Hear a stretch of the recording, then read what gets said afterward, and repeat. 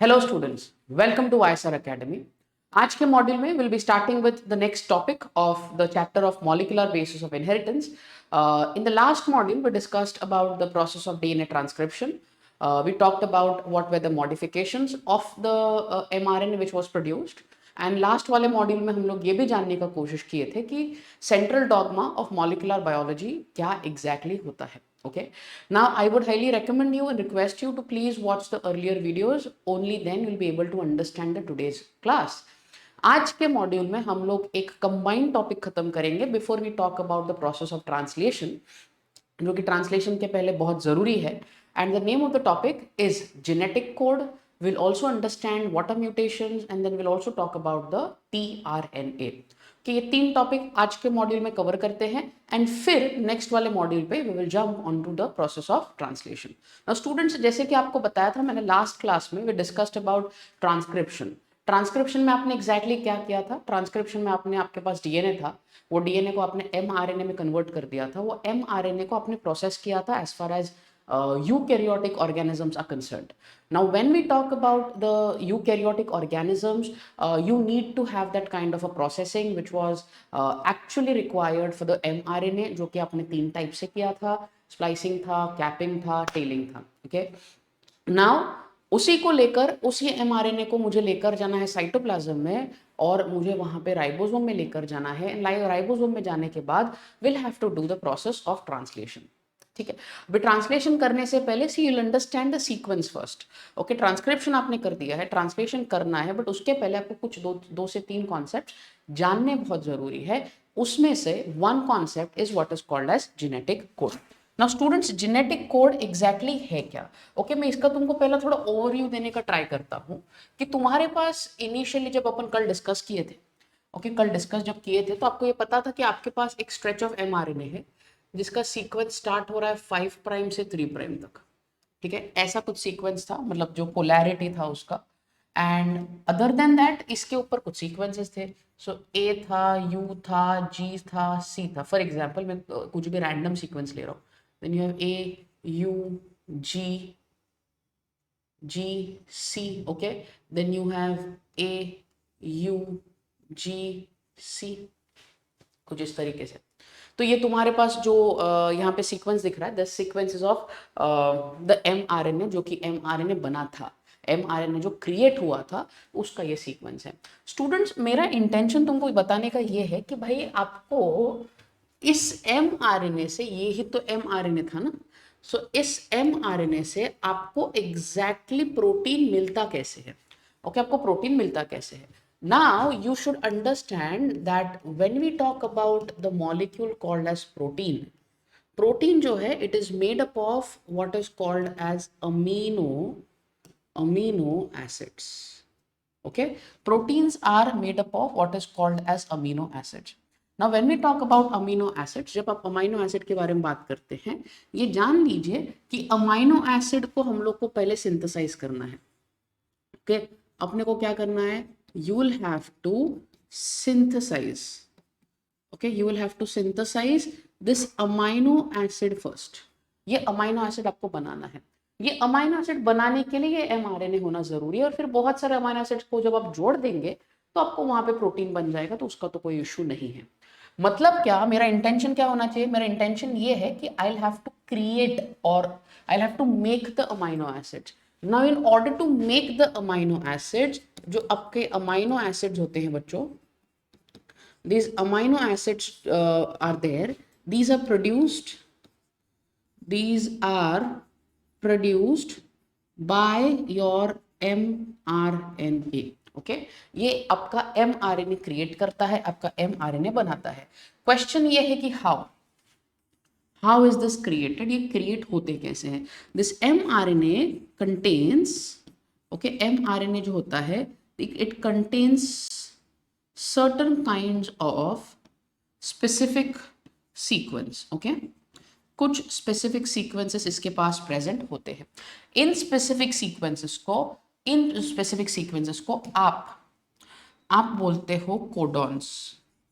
आप उनको बोलते हो कोडॉन्स. स्टूडेंट्स, यहाँ पे जरा ध्यान दीजिएगा. आप, मैंने क्या बोला आपको कि आपके पास एमआरएनए है, इस mRNA, ये जो mRNA है यही जाके अमाइनो एसिड बनाएगा, बट अब अमाइनो एसिड बनाने के लिए आपको mRNA का सीक्वेंस इंपॉर्टेंट है। mRNA के पास कुछ स्पेसिफिक सीक्वेंसेस होते हैं, उन स्पेसिफिक सीक्वेंसेस को आपने बोला है कोडॉन। ये जो कोडॉन्स है, ये कोडॉन्स है ना, ये कोडॉन्स आप इनको ग्रुप करते हो। ग्रुप कैसे ग्रुप करते हो? सो ये जो कोडॉन्स है, these codons are grouped in three nucleotides. They are grouped in three nucleotides. अभी आगे जाने से पहले ये आपको बता दूं यहाँ पे कि न्यूक्लियोटाइड जो कि mRNA में या फिर इन जनरल RNA में होता है, आपको पता है कौन से न्यूक्लियोटाइड्स होते हैं? Can you name them? Nucleotides can be A, it can be U, it can be G, it can be C। Thymine जो होता है, थाइमिन ये आपके पास mRNA में एब्सेंट है, mRNA में एब्सेंट है वो। एंड इधर उसके जगह पे आपने क्या लिया है? वहां पे आपने लिया है uracil. So these are the nucleotides which are present. Now when we talk about these nucleotides, ये जब आप न्यूक्लियोटाइड्स का बात करते हो, इनको आपको तीन तीन में ग्रुप कर देना है। इनको आपको तीन तीन में ग्रुप करना है, तीन तीन में ग्रुप करेंगे। और जब group of, okay, pay attention to what I am writing now, the group of three nucleotides, okay, group of three nucleotides is called as one codon. The group of three nucleotides is called as one codon. तो जब एक codon बनेगा, इसका significance क्या है? Definitely one codon can make one amino acid. ठीक है, एक कोडॉन जो रहेगा वो एक अमाइनो एसिड क्रिएट करता है, एक अमाइनो एसिड बनाता है। तो अगर मान लो कि मुझे यही सीक्वेंस लेना है जो मैंने यहाँ पे लिया हुआ है, मान लो मुझे फॉर एग्जांपल मुझे वही सीक्वेंस लेना है, स्टार्टिंग विद से 5 प्राइम है, then you have 3 prime and you have a sequence which is AUGC, AUGC, AUGC, एकदम रैंडम सीक्वेंस ले रहा हूँ। अगर मान लो इधर से मुझे ये फाइंड आउट करना है कि मेरे पास कितने टाइप के अमाइनो एसिड है, तो कैसे फाइंड आउट करूंगा? देखिए जरा, कैन आई से दिस इज वन ग्रुप, अभी तो पता है, ठीक है, this is second group, this is your third group and this is your fourth group. Isn't it? देखो 4 ग्रुप्स यहाँ पे बन रहे हैं। मतलब कैन आई से this is your first codon, this is your second codon, this is your third codon, this is your fourth codon. और आपको मैंने क्या बोला था? एक कोडॉन एक अमाइनो एसिड बनाता है। तो टोटल यहाँ पे आपको कितने अमाइनो एसिड बनेंगे? There will be four amino acids which will be produced. 4 amino acids हैं जो कि यहाँ पे बन सकते हैं। ये जो कॉन्सेप्ट है जेनेटिक, ये कोडॉन का, ये बहुत इंपॉर्टेंट है बहुत।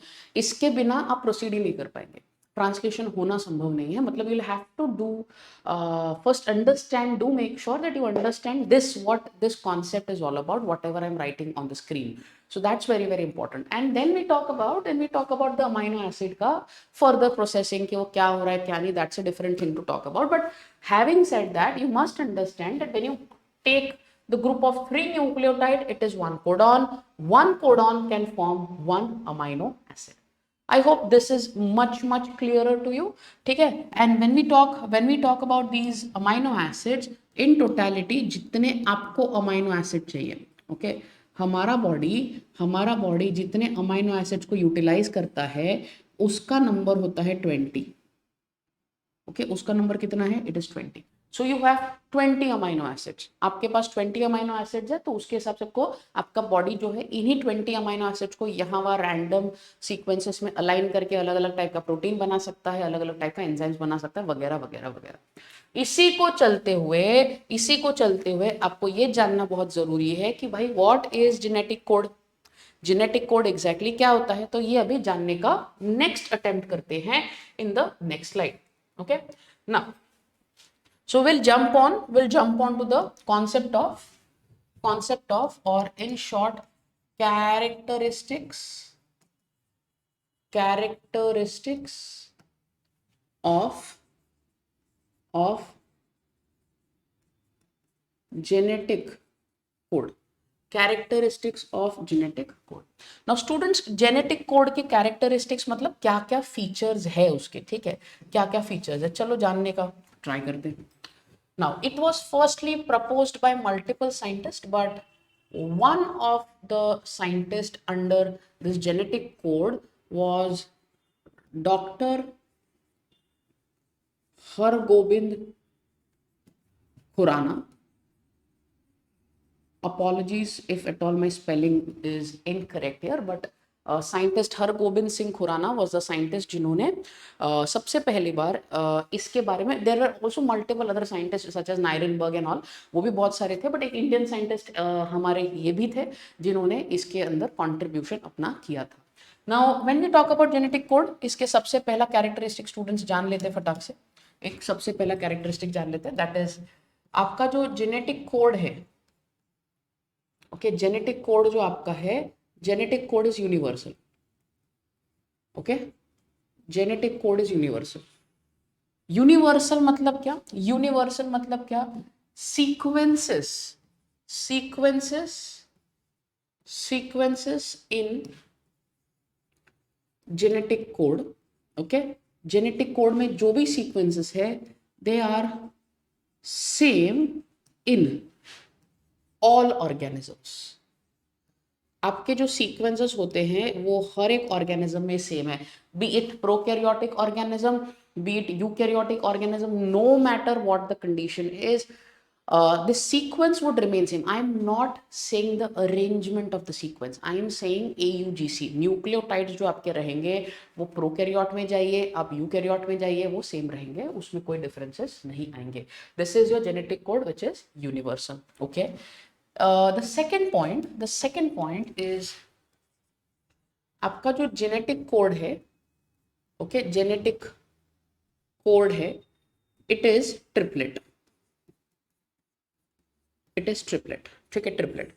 सर ट्रिपलेट का मतलब क्या है? अभी लास्ट वाले स्लाइड में देखो मैंने क्या बताया था, ग्रुप ऑफ 3 न्यूक्लियोटाइड्स. मतलब whenever we read the reading of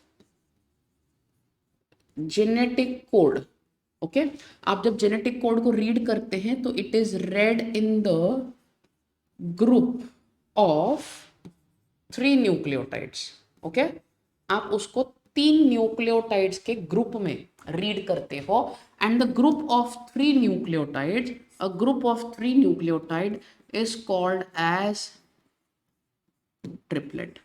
ठीक है, मतलब हमेशा जेनेटिक कोड कैसा रहेगा? ट्रिपलेट ही रहेगा. जैसे हाइपोथेटिकली अगर मैं यहाँ पे बोलूँ AUGAGUCGUA,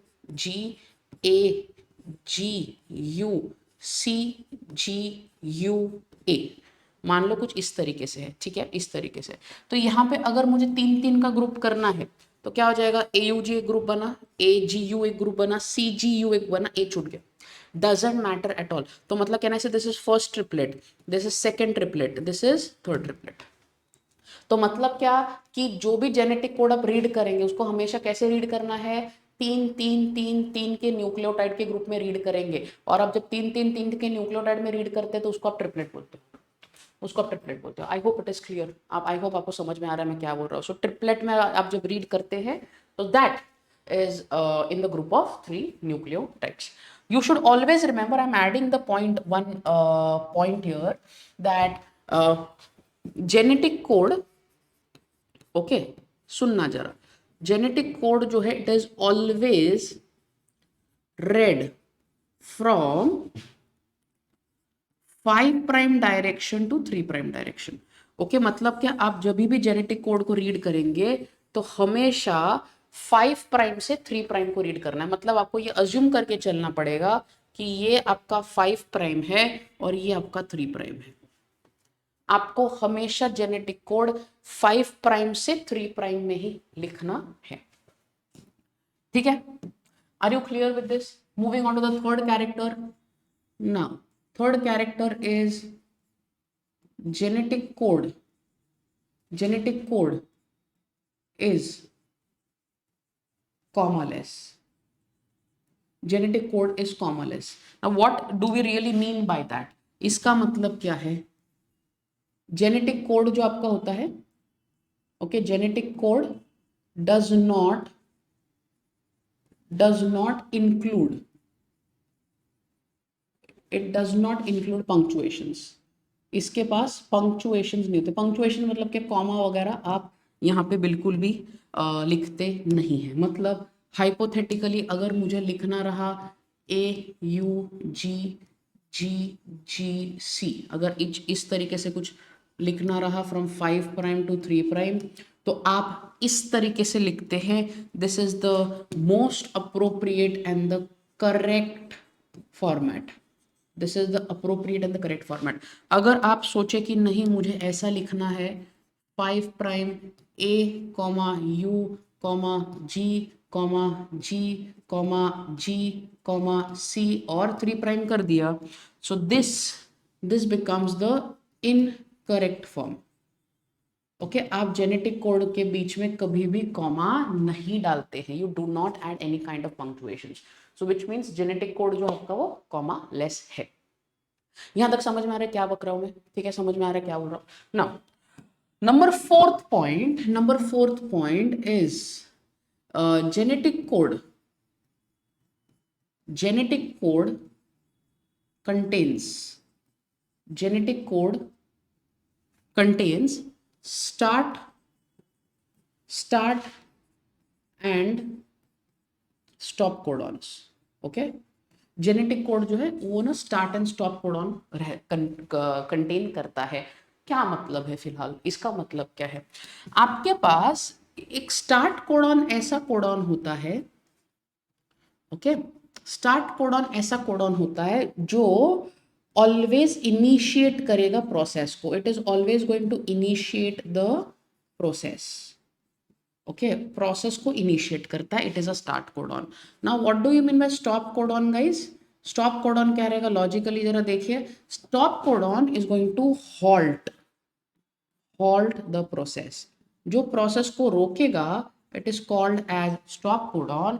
जो प्रोसेस को स्टार्ट करेगा उसको आप बोलते हो start codon. Okay, start codon can also be called as an initiation codon, so that will be your choice to make, but start codon can be the best choice to remember। start codon के कुछ examples लेते हैं, मतलब एक ही example इसके अंदर। start codon का एक example है which is called as AUG। okay, ये start codon का example है। other than that stop codon के examples आपको पता होने चाहिए। स्टॉप कोडॉन्स के एग्जांपल्स आपको याद रहने चाहिए, which is UAA, UAG and UGA। ठीक है, सो ये आपका एक कोडॉन हो गया, ये कोडॉन हो गया। So you have two types of codons. one is called as a start codon, another is called as a stop codon। Start codon क्या करेगा? प्रोसेस को इनिशिएट करता है। स्टॉप कोडॉन क्या करेगा? प्रोसेस को हॉल्ट करता है। That is the only thing which you should know. हमेशा अगर मुझे ट्रांसलेशन के प्रोसेस को स्टार्ट करना है तो what will you require? You will require start codon. Before that, in absence of a start codon the process might not start. And while the stop codon is also equally important, it is very necessary to halt the process, and to halt the process you will require stop codons। I hope this concept is briefly clear। okay, so ये आपके पास start codon and stop codon होता है। Sir, what do you exactly mean by stop codon and start codon? ठीक है, now understand this। पहला start बात कर लेता हूँ। स्टार्ट कोडॉन वो है, ओके, स्टार्ट कोडॉन वो है जो प्रोसेस को स्टार्ट किया। एंड यहाँ पे स्टार्ट कोडॉन हमेशा AUG होगा, हमेशा AUG होगा, और जो कि एक टाइप का अमीनो एसिड बनाता है, एक टाइप का अमीनो एसिड बनाता है। It makes amino acid and the name of the amino acid is methionine और methionine. Methionine is a amino acid जो AUG बनाता है। तो हमेशा कोई भी प्रोटीन बनाना चाहूँ मैं, कुछ भी बनाना चाहूँ, हमेशा मिथ्योनिन सबसे पहला बनता है। And on contrary when we talk about stop codons, stop codons जो रहेंगे ये जो होते हैं ये they do not make any amino acid. ठीक है, वो कोई भी अमीनो एसिड बनाते नहीं, इसका मतलब वो प्रोसेस को क्या कर देंगे, हॉल्ट कर देंगे। आई होप समझ में आ रहा है आपको क्या बोल रहा हूँ। सो ये रहा आपका fourth characteristics of genetic code. Now next when we talk about the next concept, just a second, जब आप नेक्स्ट कॉन्सेप्ट के बारे में बात करते हो सो आपको ये समझना है कि जेनेटिक कोड के और भी कुछ स्पेसिफिक फीचर्स है। जैसे फॉर एग्जांपल अगर अपन कहें, let me see which colour was I using, I was using, excuse me, okay fine. तो अभी मैं जरा बात करूं आपका, तो यहाँ पे आपका ये कितवा कैरेक्टर था, it was fourth character. So now we are going to fifth character. आपका जो फिफ्थ कैरेक्टर है, fifth character, it is genetic code is non overlapping, non overlapping।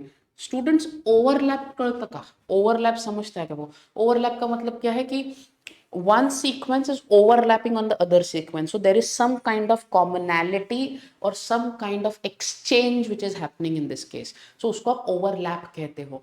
इस केस में जेनेटिक कोड बिल्कुल भी ओवरलैप नहीं होता। इसका मतलब आप इसको कैसे एक्सप्लेन करेंगे? सो देयरफॉर जब आप इसको समझाएंगे कि इंडिविजुअल कोडॉन्स, ओके,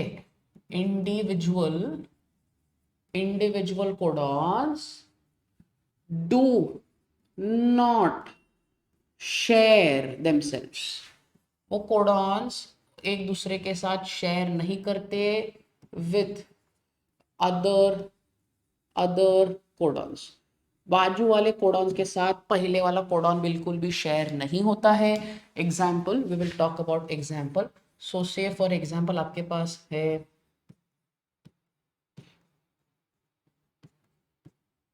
ठीक है, इजी, एकदम इजी ऐसा, ओके। चलो वीडियो को पॉज करो, मुझे बताओ यहाँ पे कितने टाइप के कोडॉन्स यहाँ पे बनना पॉसिबल है, कितने टाइप के कोडॉन यहाँ पे बन सकते हैं। जहां तक मुझे लगता है इधर एक बना है, इधर एक बना है, इधर टोटल 3 कोडॉन्स पॉसिबल है। बट अगर मैंने अभी अगर ओवरलैप कर दिया तो लास्ट वाला कोडॉन जो रहेगा ना, ये वाला, तो टेक्निकली एक्चुअलिटी में कितना होना चाहिए भाई? एक्चुअलिटी में 3 ही कोडॉन बनने चाहिए। बट अगर मैंने इसको ओवरलैप किया तो ये यहाँ पे खत्म हो जाएगा। समझ में आ रहा है? मतलब पहला तो कोडॉन बन गया, दूसरा यहाँ पे बन गया, फिर वापस ये तीसरा बन गया। समझ में आ रहा है तुमको? तीसरा बन गया। तो बोलने का मतलब क्या ना, इसे यहाँ पे जी जो है, जी, ये जो जी है वो जी के साथ भी जा रहा है और सी के साथ भी जा रहा है। वैसे ही ये जो सी है ये भी कॉमन शेयर हो जा रहा है। तो इसकी वजह से ये जो ओवरलैपिंग है, ओवरलैपिंग जो है, it is not at all scene. So overlapping in genetic code is not possible. Genetic code में ओवरलैपिंग पॉसिबल नहीं है। Very very very very important. समझ में आ रहा है? चलो easy easy. Next sixth character आपका जो जेनेटिक कोड है, जेनेटिक कोड जो है, it shows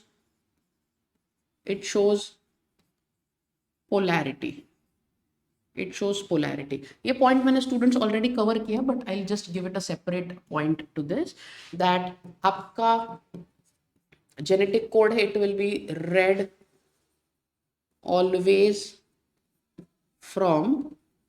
from 5' direction to 3' direction, which means if we have to read the genetic code तो फिर क्या करना पड़ेगा भाई? it will be 5' A U C G A U, ये इस तरीके से तो रीड करना रहेगा। तो 3' से रीड नहीं करता मैं क्या कर रहा हूँ, मैं यहाँ से रीड कर रहा हूँ।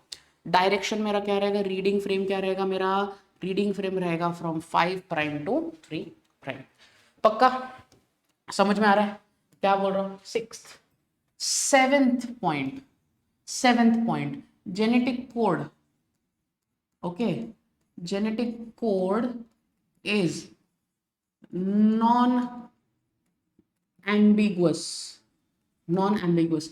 एम्बिग्विटी समझ में आता है बच्चों? एम्बिग्विटी का मतलब कंफ्यूजन है, एम्बिग्विटी का मतलब कंफ्यूजन होता है। तो कंफ्यूजन जेनेटिक कोड को बिल्कुल भी कंफ्यूजन नहीं है, उसको पता है कि उसको क्या कोड करना है, कौन सा कोडन क्या अमाइनो एसिड बनाएगा, बिल्कुल भी उसमें कोई भी कंफ्यूजन नहीं आता है। Which means a specific codon, okay, a specific codon codes for respective amino acid, उसी टाइप के अमाइनो एसिड को वो भाई साहब कोड करते हैं, बिल्कुल भी चेंजेस आपको देखने को यहाँ पे नहीं मिलेंगे। अच्छा, जैसे फॉर एग्जाम्पल तुमको जैसे मैंने एक एग्जाम्पल बता दिया है ऑलरेडी, अगर मैं बोलूँ 5' AUG है, AUG है, ठीक है, what will this code? It is going to code for methionine, okay, it is going to code for methionine. मतलब इसका ये जो कोड है नॉन एम्बिगुअस से फॉर श्योर यही कोड करने वाला है। Obviously there are certain exceptions, कुछ ना कुछ एक्सेप्शंस होते हैं, डेफिनेटली है, because biology is not 100% the way it is. So there are certain kinds of exceptions which are there always, but you're considering the larger picture, that is 5' to 3' अगर AUG है तो फिर वही वो methionine को ही code करता है। इसको आप बोलते हैं non ambiguity of the genetic code. ठीक ठीक, उसके बाद आठवां पॉइंट जो कि सबसे इंपॉर्टेंट है, आठवां पॉइंट है genetic code is degenerate, genetic code is degenerate. ना व्हाट इज अ डीजेनरेट और अ डीजेनरेसिव फिनोमेना, ये क्या है मैं बताता हूँ आपको, जरा आप समझिएगा। स्टार्टिंग में जब स्टूडेंट्स मैंने स्टार्ट किया था ये बात, मैंने तुमको ये बताया था कि आपके पास टोटल अमीनो एसिड कितने, याद करो, एग्जैक्टली टोटल अमीनो एसिड्स आपके पास है 20, the number of amino acids आपके पास 20 है। How many nucleotide do we have? RNA के अंदर, आरएनए के अंदर आपके पास कितने न्यूक्लियोटाइड्स हैं? You have A, you have U, you have G, you have C, 4 है। तुमको ये पता है, तुमको ये पता है कि भाई अगर you know that one codon codes for one amino acid, और थ्योरेटिकली अब तक तुमको मैं ये बता चुका हूं कि टेक्निकली ये जो वन कोडॉन जो मैंने यहाँ पे लिखा है वो एक्चुअली में ग्रुप ऑफ 3 न्यूक्लियोटाइड्स है। मान के चलो कि मुझे पता नहीं है, ओके, मान के चलो मुझे पता नहीं है, अपन ये कैलकुलेट करने का ट्राई करते कि भाई अगर मुझे 20 अमाइनो एसिड्स बनाने हैं, अगर मुझे 20 अमाइनो एसिड्स बनाने तो मेरे पास न्यूक्लियोटाइड्स कितने होने चाहिए, कौन सा ग्रुप बनाओ? देखो अभी टेक्निकली अगर देखा जाए, सो से फॉर एग्जाम्पल मैंने लिया केस वन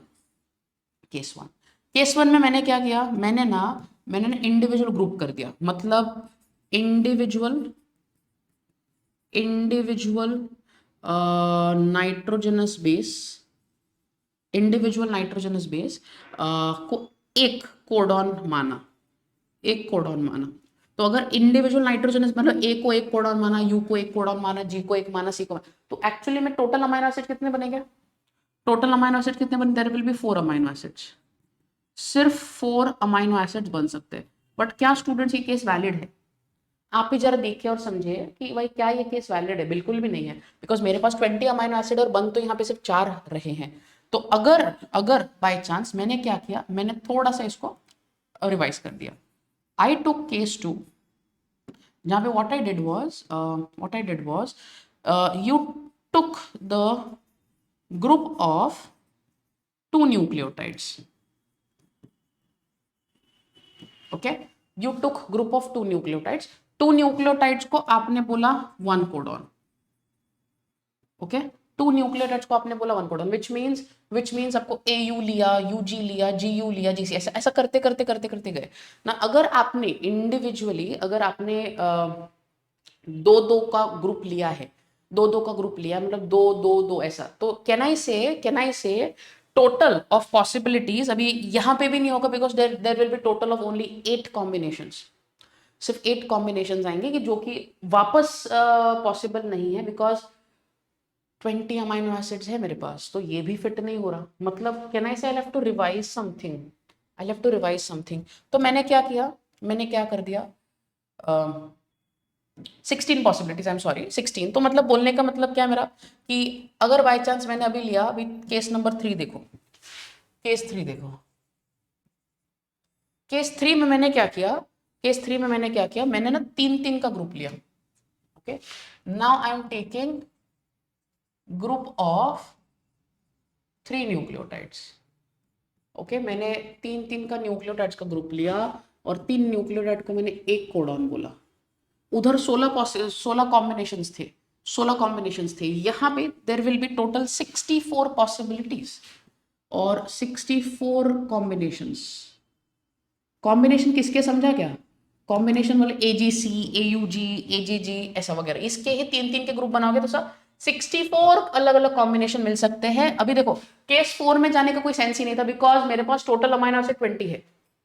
मेरे पास टोटल अमाइनो एसिड अगर 20 ही है तो केस 4 पे जाने का सेंस ही नहीं, बिकॉज इससे ज्यादा आने वाला आंसर, तो कोई सेंस नहीं बन रहा, मतलब इधर ही रोकना पड़ेगा। साइंटिस्ट लोगों ने इस स्टेटमेंट को ही आगे कंक्लूड किया। इन्होंने क्या बोला, इन्होंने क्या बोला, देर are 64 codons. Okay, there are 64 codons for synthesizing, okay, for synthesizing 20 amino acids. 20 amino acids बनाने के लिए आपके पास 64 पॉसिबल कॉम्बिनेशंस है कोडॉन के। इसका मतलब क्या है, जरा बच्चों जरा समझो, इसका मतलब क्या समझ में आ रहा है आपको। इसका मतलब मेरे को यह समझ में आ रहा है कि देखो, more than one codon, listen to this statement very properly, more than one codon codes for single amino acid, single amino acid. एक ही कोडॉन जो है वो एक से ज्यादा अमाइनो एसिड को कोड कर पा रहा है, तभी जाकर 64 कोडॉन्स 20 अमाइनो एसिड्स को बना पाएंगे। ओके, और इसी का एग्जांपल आपको यहाँ पे लाइव में समझ में आ जाएगा कि मान लो यू ये एक है, मान लो UUC एक है, दोनों कोडॉन्स है, सेम टाइप का एक अमाइनो एसिड बना रहे हैं। वापस फॉर एग्जाम्पल अगर मैं CUU है, CUC है, CUA है, CUG है, ये जो है ये एक ही अमाइनो एसिड बना रहे, कोई तो जिसका नाम ल्यूसीन है, फिलहाल उसके अंदर आपको जाने का जरूरत नहीं है, बट मैं आपको एक बता रहा हूं कि देखो मल्टीपल कोडॉन से सेम अमाइनो एसिड बना रहे, मल्टीपल कोडॉन से सेम अमाइनो एसिड है। देखो AUG क्या बना रहा है, मिथियोनिन बना रहा है। इसका मतलब क्या समझ में आ रहा है, साइंटिस्ट ने फर्दर रिसर्च किया तो उनको पता चला 64 कोडॉन्स का 2 ग्रुप्स में बंटवारा हुआ है। 64 कोडॉन्स का 2 ग्रुप्स में बंटवारा हुआ है। कौन से 2 ग्रुप्स है, एक होता है जिसको आप बोलते हो sense codons, sense codons, sense codon total में आपके 61 है, 61 सेंस कोडॉन्स है। What do you mean by that, 61 sense codon का मतलब है दे कोड फॉर अमीनो एसिड्स। ये कोई ना कोई अमीनो एसिड्स बनाते हैं, बट फिर उनके ऑब्जर्वेशन में ये आया कि भाई there are 3 codons which do not code for any amino acid. ये कोई भी अमीनो एसिड को कोड नहीं करते, बिल्कुल भी कोड नहीं करते। इससे क्या समझ में आ रहा है, जरा जानने का कोशिश करिए। ये जो कोडॉन्स हैं जो कुछ भी अमीनो एसिड नहीं बनाते हैं, ये जो कोडॉन्स हैं जो कोई भी अमीनो एसिड नहीं बनाते, these are called as nonsense codons, these are called as nonsense codons. Sir can you tell me example, मैंने बता दिया है, ऑलरेडी बता दिया है, वापस एक बार लिख दे रहा हूँ। आपके पास है UAA, yes, UGA and UAG। ये 3 को आप नॉनसेंस कोडॉन बोलते हैं, बिकॉज ये कोई भी टाइप का अमाइनो एसिड बनाते नहीं है। स्टूडेंट्स, इसको आप बोलते हो डीजेनरेसी या डीजेनरेट फिनोमेना। ये इसका मतलब ये है कि भाई इसका डीजेनरेसी का ये कॉन्सेप्ट पूरी तरीके से है।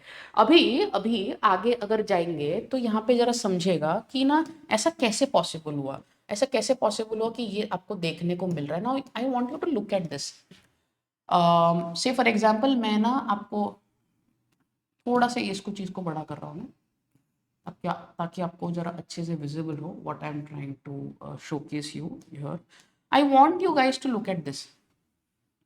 मान लो फॉर एग्जांपल मैंने जी वाला लिया, ठीक है। देखो जी यू यू है, जी यू सी है, जी यू ए है, जी यू जी है। इसमें चेंज क्या हो रहा है? चारों कोड्स आप देखिए, चेंज क्या हो रहा है, चेंज क्या हो रहा है? चेंज ना लास्ट वाला न्यूक्लियोटाइड है, इधर यू चेंज हो गया, इधर सी चेंज हो गया, ए है G, G U G U G U G U G U same है, पहले दो न्यूक्लियोटाइड सेम है, मतलब इन डीजेनेरेसी, सुनना, इन डीजेनेरेसी, डीजेनेरेसी के अंदर आप जब पढ़ते हैं the third nucleotide, the third nucleotide is highly variable, वो बहुत ज़्यादा वेरिएबल है, थर्ड न्यूक्लियोटाइड बहुत ज़्यादा वेरिएबल है। एंड इसी चीज़ को वो जो थर्ड बेस है आपका, जो थर्ड नाइट्रोजनस बेस है, इस बेस को आप बोलते हो वॉबल बेस। वॉबल, वॉबल मतलब वो आपका उसका जगह चेंज कर रहा है, it is called as wobble base. I hope students आपको समझ में आ रहा है, this is what is the genetic code for you.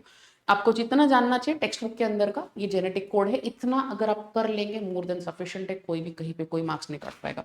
अभी आगे जाते हैं, which is the concept of mutations. Okay, so before I just proceed forward, will talk about the mutations. ठीक है, चलो अभी एक नया वाला कॉन्सेप्ट जो शॉर्ट एंड स्वीट है, नो फैंसी थिंग्स। ठीक है, you have the concept of mutations. Students, what do we mean by the term mutations, या फिर म्यूटेशंस का मतलब एग्जैक्टली क्या है? म्यूटेशंस का मतलब कि mutation is anything which is the change in the sequence, change in the sequence of the DNA। Okay, DNA के सीक्वेंस में कुछ तो चेंज है, causing change in the physiological state of the cell। Physiological मतलब functional.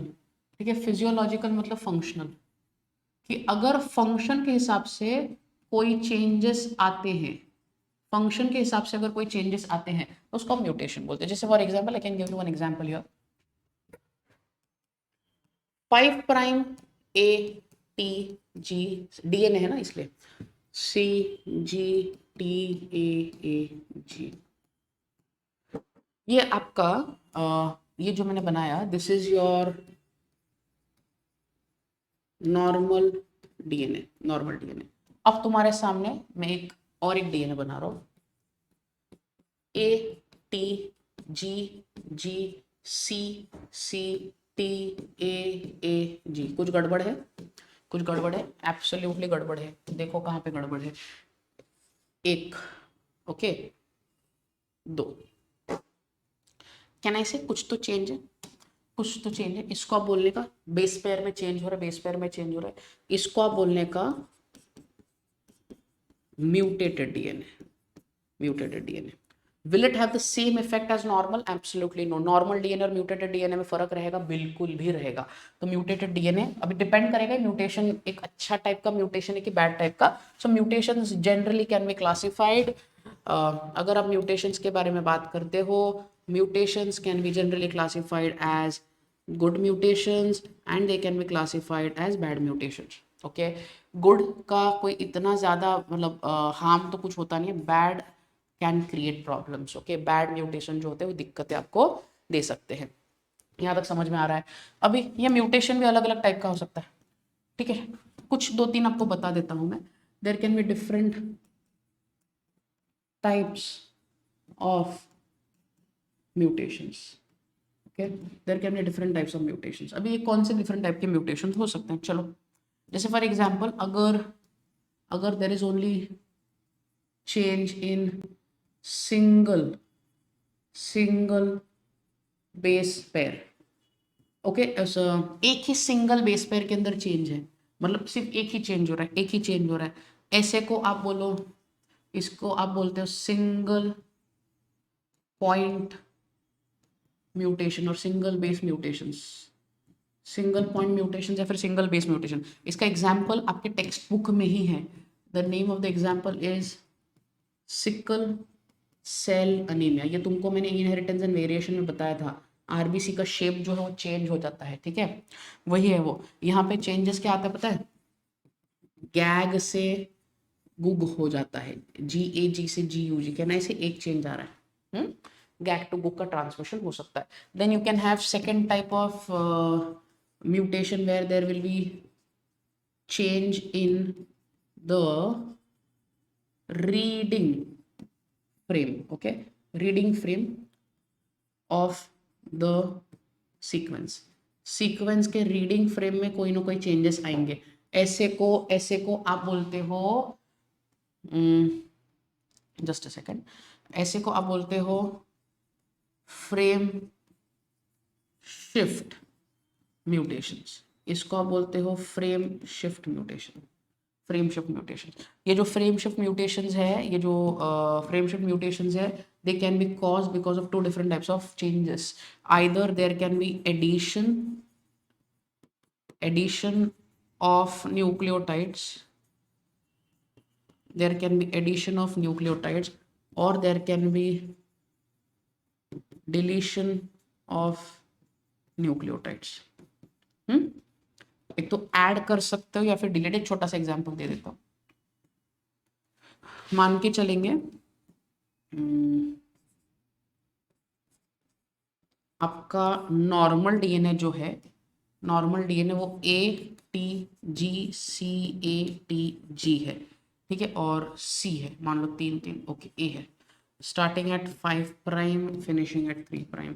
कितने codon बन रहे हैं यहाँ पे, देखो जरा, 1 2 3 कोडॉन बन रहे हैं। अभी एडिशन में देखो क्या हो जाएगा, एडिशन में देखो क्या हो रहा है, एडिशन में क्या हो गया, से for example 5 prime ATACATGCA,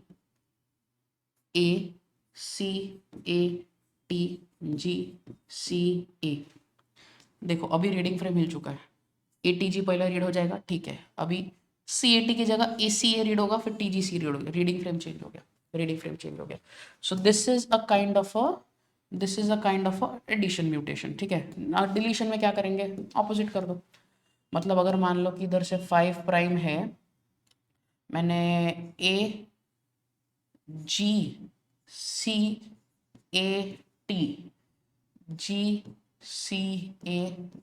3 prime, यहाँ पे देखो, यहाँ पे रीडिंग फ्रेम देखो जरा, यहाँ पे reading frame AGC ATG C अटक गया, ये नहीं होगा रीड, ये रीड नहीं होगा, मतलब यहाँ पे रीडिंग फ्रेम हिल चुका है। देखो जरा बच्चों, समझ में आ रहा है कि आपको, यहाँ पे जरा देखो क्या बोल रहा हूँ मैं, तो this is how the changes might occur, this is how the changes might occur. So इसको आप बोलते हो frame shift mutation. So mutations के बारे में आई थिंक इतना है। म्यूटेशन देखो, टेक्निकली स्पीकिंग म्यूटेशंस जो होते हैं, अगर वो एक टाइप के अच्छे फॉर्म के म्यूटेशंस है तो वो बेनिफिट करेंगे, डेफिनेटली बेनिफिट करेंगे, एवोल्यूशन में बहुत हेल्प करते हैं।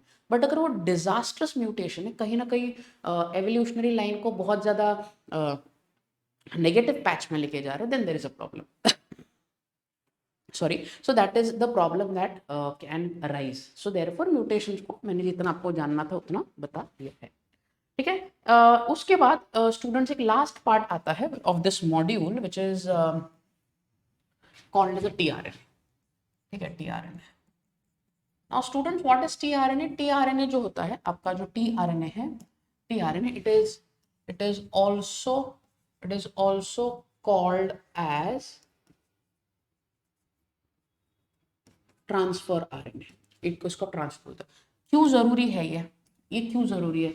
ये जो ट्रांसफर आरएनए है, ये ट्रांसफर आरएनए है, it is very important for translation, translation में ये बहुत ज़रूरी होता है। तो कैसे मैं बताता हूँ, स्ट्रक्चर आप देख सकते हैं यहाँ पे, जैसे अब मैंने बनाया है, इसके अलग अलग आर्म्स होते हैं, ठीक है। द डिफरेंट डिफरेंट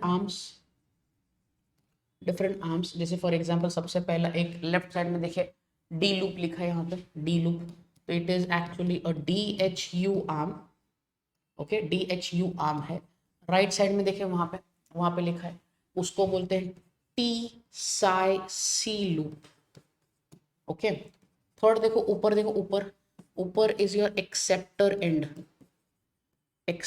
एंड, नीचे देखो, नीचे is what is called as an anticodon loop, anticodon loop. ये चार अलग अलग टाइप के आर्म्स इसमें से होते हैं।